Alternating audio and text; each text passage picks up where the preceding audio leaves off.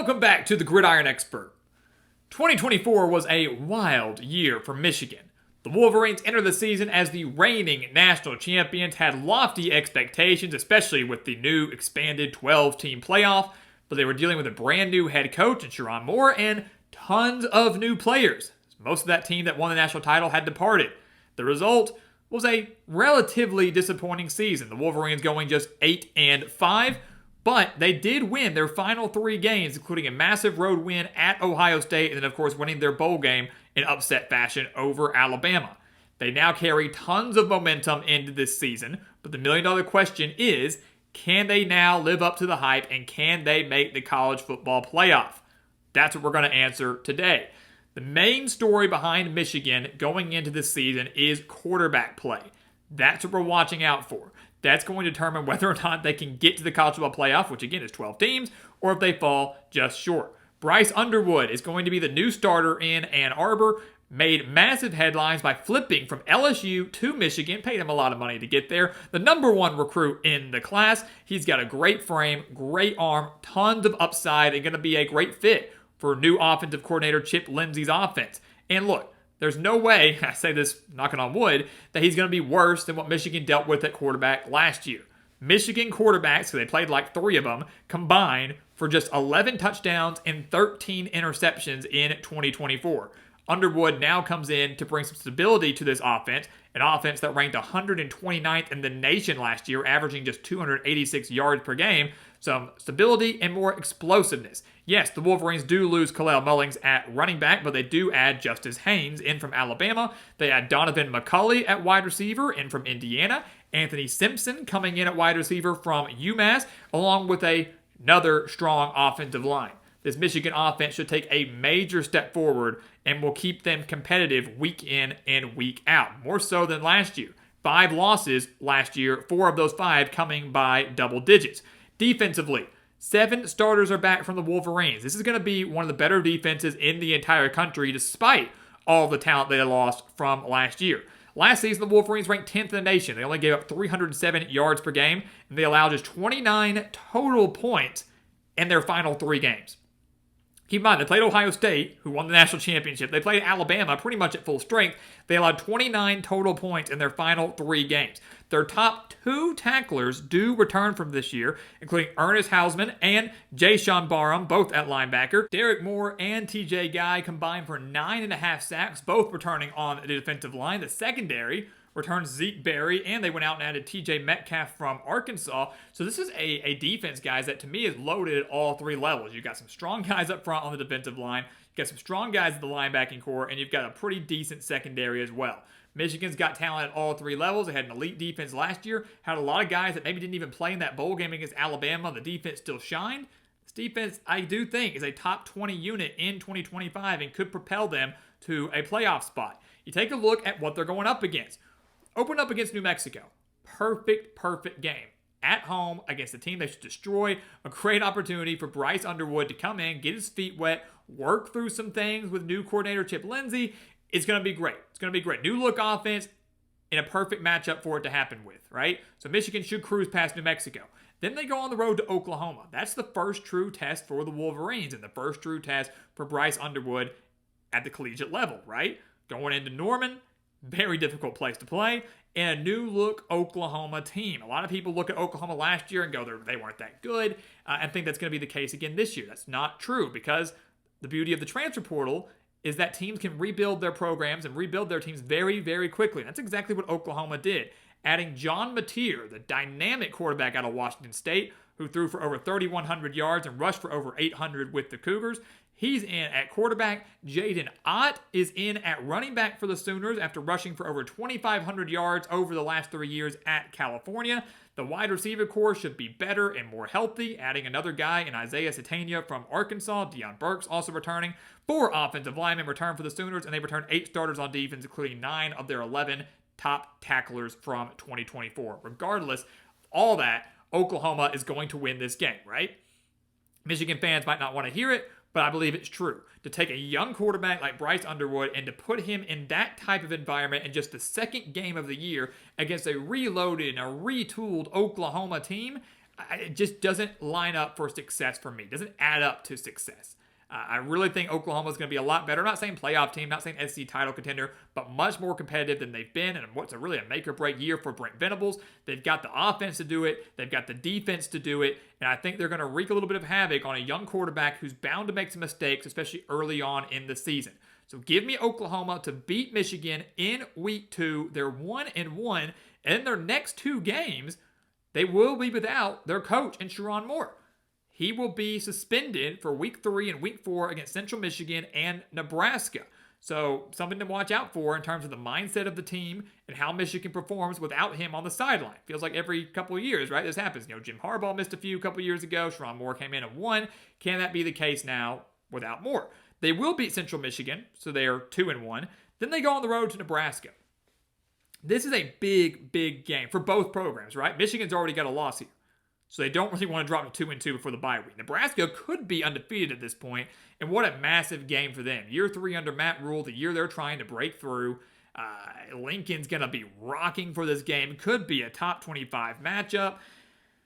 This feels like the game where Matt Rule gets a signature win, right? This feels like where he gets a win over Michigan. Maybe Nebraska stays undefeated, and now the sky's the limit for the Cornhuskers, right? They've got 10 guys coming back on offense, including their star quarterback, Dylan Raiola. They've got Dane Key and from Kentucky. They've got a solid offensive line. Their defense was a top 20 unit last year. They returned plenty on that side of the ball. But here's the thing. I cannot pick Nebraska to win this game as much as I feel like I should, as obvious as it feels like Nebraska could win this game, right? It's setting up for this perfect storm, right? On the road, crazy crowd. Nebraska's actually pretty decent. Michigan doesn't have their coach. It just feels like Nebraska's going to win this game, and yet I can't pull the trigger to say that. And here's why. It's only year 3 under Matt Rule, but in the 2 years that he's been there, he's failed to win a big game. Nebraska is 0-6 against ranked opponents since Matt Rule took over. They are 4-5 at home in Big Ten conference play. They're not that great at home. They're not that great against big-time opponents. I don't think they're going to deliver. Michigan will already be battle-tested against Oklahoma. They're going to lose that game, but they're going to learn a lot from it. Bryce Underwood's going to handle the crowd a little bit better here. I think Michigan, in a very, very close game, Nebraska puts up one heck of a fight, but in a close game, Michigan beats Nebraska and gets to 3-1, wins both games without their head coach, goes in their bye week on a high, comes out of the bye week, beats Wisconsin, who I think continues to struggle under Luke Fickell, really has not been the transformation of a program like I thought it would be, which is very unfortunate. Wisconsin's offense, guys, is not going to be good enough to compete with many teams in the Big Ten. The Badgers have not averaged 27 points per game or more since 2019. The defense allowed 165 rushing yards per game last year, and I think Michigan maybe gives Bryce Underwood the day off, gives Justice Haynes a lot of reps. They run all over the Badgers, especially off a week of rest at home. They're 4-1, which is exactly how the Wolverines started last year. 4-1, losing to an SEC team. They lost to Texas. This year they lose to Oklahoma. Will they get hot now, or will they struggle like they did last year, starting 4-1 and then dropping 4 of their next 5? Well, the pattern would look like it's going to continue because I think they lose to USC. So kind of starting to repeat history a little bit, at least as of right now. USC is going to be pretty solid this year. I'm not saying Big Ten title contender. I'm not saying playoff team, but solid. And last year's game was a thriller. In Ann Arbor, Michigan won 27-24 on a touchdown with 37 seconds remaining. But now, this year, that was last year, USC in their first year in the Big Ten. They got another year under their belt. USC coming off a bye week coming into this game, number one. They also had 5 one-possession losses last year. So you look on paper and you go, USC wasn't that good. You look a little bit deeper and you go, man, USC, if they've been able to close out games, would have been one of the best teams in the Big Ten last year. Now, they get the Wolverines at home. They return, 7 starters on defense. They've got 9 starters coming back on offense, including star quarterback and dynamic quarterback Jaden Mayava. They return their top 2 wide receivers. The defense improved by 10 points per game last year, has a chance to do even more this year. Long road trip for the Wolverines out west to the Coliseum. I like the Trojans in this game. Probably should have won in Ann Arbor last year. Should have had a much better record than they had last year. If that was the case, everybody be picking USC now. You're hesitant on USC because of the record that you see on paper. Do a deeper dive. This team was better than you realize. Michigan loses on the road. They're 4-2. Maybe the sky's falling for some. People are freaking out. But I say calm down. Look at the rest of the schedule. It is so good for Michigan. So good for Michigan. So good, in fact, that I think they win their next 5 games. They will beat Washington. They will beat Washington. National championship rematch from a few years ago. Washington won the immediate rematch last year, 20-7-17 in Seattle. And while this team will be solid quarterback in Damon Williams, 7 starters back on defense, they, like Wisconsin, were horrendous against the run last year. Michigan has a big day on the ground, especially at home after a loss. They beat the Huskies. They beat their rival in the Spartans in Michigan State. They've won their last 3 over the Spartans by a combined score of 92-24. And while Michigan State could improve a little bit this year, not going to be enough to take down the Wolverines. They are 6-2, 7-2 with a dominant win over Purdue, who will be in another major rebuild mode, and first-year head coach Barry Odom. Out of the bye week, they have back-to-back road games against Northwestern and Maryland. The Wildcats will improve. Preston Stone comes in at quarterback. Cam Porter is back. But this is an offense that ranked 130th in the nation last year. While they do improve a little bit, they're no match for this Michigan defense. They go on the road to Maryland, who will be one of the worst teams in the Big Ten this year. Major quarterback questions. Went 4-8 last year into the season with 5 straight losses. The defense allowed over 30 points per game. Not going to be a great year for the Terrapins. Michigan wins back-to-back road games. Doesn't overlook either in preparation for Ohio State. They're 9-2 entering the game against the Buckeyes. How about that? Talk about major stakes here. If Michigan's 9-2 and Ohio State is 10-1 or better, or maybe they're 9-2, who knows? I mean, the game's always a big deal. Both teams could be winless and it'd be a massive deal, right? But this is big. It has playoff implications. It has Big Ten title implications. A lot of pride on the line, too. Michigan has won 4 straight games over the Buckeyes, their longest streak since the late 80s. First time they've done that since 1988 to 1991. 4 straight, looking to make it 5. Pulled off the massive upset on the road in Columbus last year, 13-10. Huge for Michigan. Thought it was a big deal for Ohio State. Didn't really matter in the long run. Still won the national championship. But what happens now? What happens now? Does Ohio State finally get over the hump? They snap the losing streak? I say no. I say no. I have a hard time picking Ohio State to beat Michigan when they've lost 4 straight. I have a hard time picking Ohio State to come into Ann Arbor and win this game when I think the Buckeyes take a minor step back after all they lost from last year. And I think Michigan takes a little bit of a step forward with the talent they bring back this year. So Michigan, a little bit better than last year. Ohio State, a little bit worse than last year. Now it's in Ann Arbor. It's all setting up for me to pick Michigan. Again, anything can happen in rivalry week. Anything can happen. You know, you throw records out the window. You throw history out the window.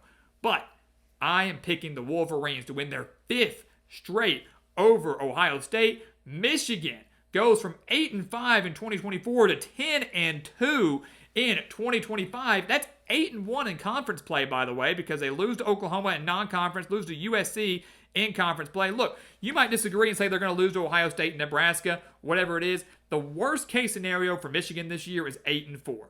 And that would be losing to Nebraska and losing to Ohio State. I don't see that happening. I think worst case is 9-3. I got them at 10-2. The Wolverines will be in the thick of the Big Ten title race. They will be in the thick of the college football playoff race. 10-2, regardless of what happens in the conference championship, if they make it, could still be good enough to get them into that 12-team playoff. The Wolverines are back. It's not like they really ever left. Year 2 under Sharon Moore is a big one for them. 10-2 for the Wolverines, looking to maybe capture another national title 1 year removed from their last. So guys, as always, thank you so much for watching us here at the Gridiron Expert on YouTube. Leave your thoughts for the Michigan Wolverines down in the comments below. We want to hear from you. 10-2, 11-1, a little bit worse. Leave your predictions as you will do for every team that we predict throughout the rest of this season. Continue to like, comment, subscribe, share our videos. Check out everything down in the description below. That includes our website, thegridironexpert.com, home to our expert picks. Some of the best college football and NFL spread picks in the entire country. Includes our weekly newsletters, some additional analysis to come your way all season long. Do not miss out. Become a member of our GE Nation. And once again, as always, thank you so much for watching. And we'll see you next time right here on The Gridiron Expert.